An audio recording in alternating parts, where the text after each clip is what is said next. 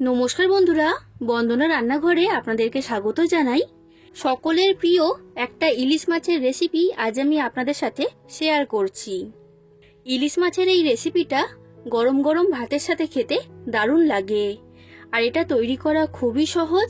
কম সময়ের মধ্যে ঝটপট এটা আপনারা তৈরি করে ফেলতে পারবেন। আজকের রেসিপি সর্ষে ইলিশ। সর্ষে ইলিশ নানা রকম ভাবেই তো আপনারা বাড়িতে বানিয়ে খেয়েছেন, তবে একবার অন্তত আমার এই রেসিপিটা ফলো করে বাড়িতে সর্ষে ইলিশ বানিয়ে খেয়ে দেখুন। এভাবে বানালে সর্ষে ইলিশের স্বাদ অনেক গুণ বেড়ে যায়। তাহলে বন্ধুরা, আপনারা ভিডিওটা পুরোটা দেখতে থাকুন। আশা করছি আপনাদের সকলের রেসিপিটা খুবই ভালো লাগবে। আর আপনারা যদি আমার চ্যানেলে নতুন এসে থাকেন তাহলে আমার চ্যানেলটা সাবস্ক্রাইব করার জন্য অনুরোধ রইল। সর্ষে ইলিশ তৈরি করার জন্য আমি এইখানে নিয়েছি 5 পিস ইলিশ মাছ। ইলিশ মাছটাকে আমি জল দিয়ে ভালো করে পরিষ্কার করে ধুয়ে নিয়েছি। আর ইলিশ মাছের মধ্যে ডিম ছিল, তো সেই কারণে ডিম সমেত ইলিশ মাছই এখানে আমি ব্যবহার করেছি। এবার মাছের মধ্যে আমি দিয়ে দিলাম সামান্য পরিমাণ লবণ, আর এরপর দিয়ে দিচ্ছি সামান্য পরিমাণ হলুদের গুঁড়ো। এবার লবণ আর হলুদটাকে খুব ভালো করে মাছের গায়ে লাগিয়ে নিতে হবে। এটা একটা রিকোয়েস্টেড ভিডিও, কারণ আমার চ্যানেলের অনেক দর্শক বন্ধু আমাকে কমেন্ট করে জানিয়েছিলেন সর্ষে ইলিশ কিভাবে বাড়িতে তৈরি করবেন সেই রেসিপিটা শেয়ার করার জন্য। আমাদের বাড়িতে যেভাবে সর্ষে ইলিশ তৈরি করা হয় সেই রেসিপিটাই আজ আমি আপনাদের সাথে শেয়ার করে দিলাম। তো দেখুন বন্ধুরা, লবণ আর হলুদটাকে মাছের গায়ে খুব ভালো করে লাগিয়ে নিয়েছি। এখন আমি ইলিশ মাছটাকে সরিয়ে রেখে দিচ্ছি। এরপর আমি এইখানে একটা পেস্ট তৈরি করব। তার জন্য নিয়েছি মিক্সি জার। মিক্সি জারের মধ্যে দিয়ে দিলাম বড় চামচের 1 চামচ কালো সর্ষে আর বড় চামচের 1 চামচ সাদা সর্ষে। শুধুমাত্র কালো সর্ষে দিয়ে পেস্টটা তৈরি করলে এই পেস্টটা তেঁতো হওয়ার চান্স বেশি থাকে। কালো সর্ষে আর সাদা সর্ষে দুটো মিলিয়ে যদি পেস্ট তৈরি করা হয় তখন কিন্তু এটা তেঁতো হবে না। এরপর আমি এর মধ্যে দিয়ে দিচ্ছি বড় চামচের 1 চামচ পোস্ত। পোস্ত দিলে সর্ষে ইলিশের স্বাদ অনেক গুণ বেড়ে যায়। এরপর দিয়ে দিচ্ছি অল্প পরিমাণে লবণ আর 6 থেকে 7টা কাঁচা লঙ্কা। লবণ আর কাঁচা লঙ্কা দিয়ে এই পেস্টটা তৈরি করলে সর্ষেটা কিন্তু তেঁতো হবে না। অল্প একটু জল এর মধ্যে আমি দিয়ে দিয়েছি। এবার জল দিয়ে এই সব কিছুর একটা পেস্ট আমি তৈরি করে নেব। আর পেস্টটাকে একদম মিহি করে তৈরি করতে হবে। তো দেখুন বন্ধুরা, এই পেস্টটা আমার তৈরি করা হয়ে গেছে আর একদম মিহি করে তৈরি করেছি। এখন এটাকে আমি সরিয়ে রেখে দিলাম। এরপর আমি রান্নার দিকে চলে যাচ্ছি। গ্যাসের মধ্যে একটা কড়া গরম হতে বসিয়ে দিয়েছিলাম। কড়াটাকে খুব ভালো করে আমি গরম করে নিয়েছি। এবার কড়ার মধ্যে আমি দিয়ে দিলাম পরিমাণ মতো সর্ষের তেল। সর্ষের তেলটাকেও আমি ভালো করে গরম করে নিয়েছি। এবার এই গরম তেলের মধ্যে আমি ইলিশ মাছটাকে দিয়ে দিচ্ছি।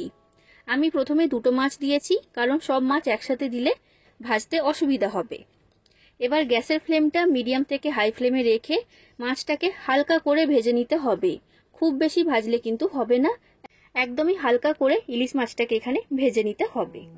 তো দেখুন বন্ধুরা, মাছটা আমার ভাজা হয়ে গেছে। এর থেকে বেশি আমি ভাজবো না। এবার তেলের মধ্যে থেকে ইলিশ মাছটাকে আমি তুলে নিলাম। আর ঠিক একই রকম ভাবে আমি বাদবাকি মাছগুলোকেও ভেজে নেব।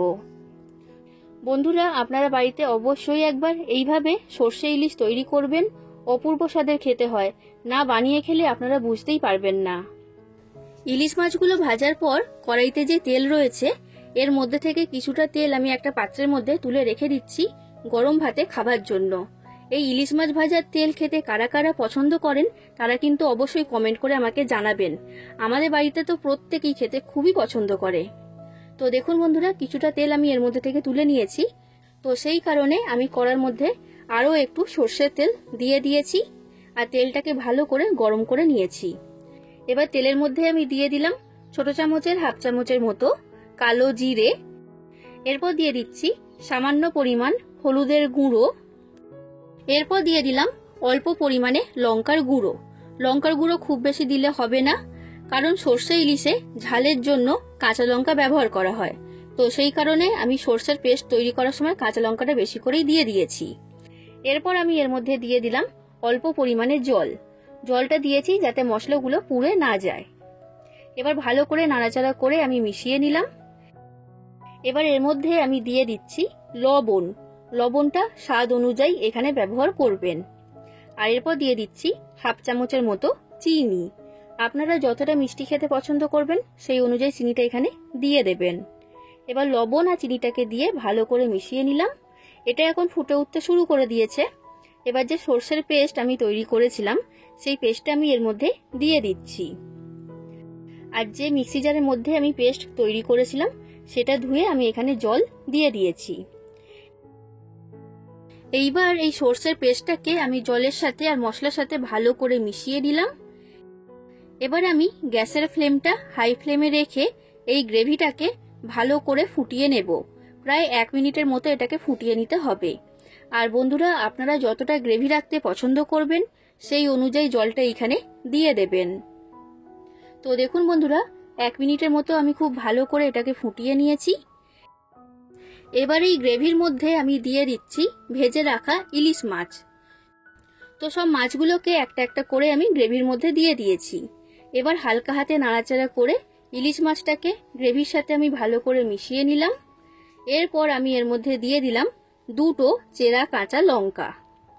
এবার গ্যাসের ফ্লেমটা মিডিয়াম ফ্লেমে রেখে কড়াটা ঢাকা দিয়ে এটাকে হতে দেব 5 মিনিটের জন্য। 5 মিনিটের মধ্যেই এটা আমার তৈরি হয়ে যাবে। 5 মিনিট হয়ে গেছে বন্ধুরা, কড়া ঢাকনাটা আমি খুলে নিয়েছি। সর্ষে ইলিশ এখন প্রায় তৈরি হয়ে গেছে। নামানোর আগে আমি এর মধ্যে দিয়ে দিলাম 2 চামচ কাঁচা সর্ষের তেল। কাঁচা সর্ষের তেল দেওয়ার কারণে সর্ষে ইলিশের স্বাদ আর গন্ধ অনেক গুণ বেড়ে যাবে। তো সেই কারণে কাঁচা সর্ষের তেল এখানে অবশ্যই ব্যবহার করবেন। তো গ্যাসের ফ্লেমটা আমি আগেই বন্ধ করে দিয়েছিলাম। এবার কড়াটা ঢাকা দিয়ে আমি রেখে দেব 2 মিনিটের জন্য। 2 মিনিট পর কড়া ঢাকনা খুলে নিয়েছি। তৈরি হয়ে গেল সর্ষে ইলিশ। এটা পরিবেশন করার জন্য সম্পূর্ণ তৈরি।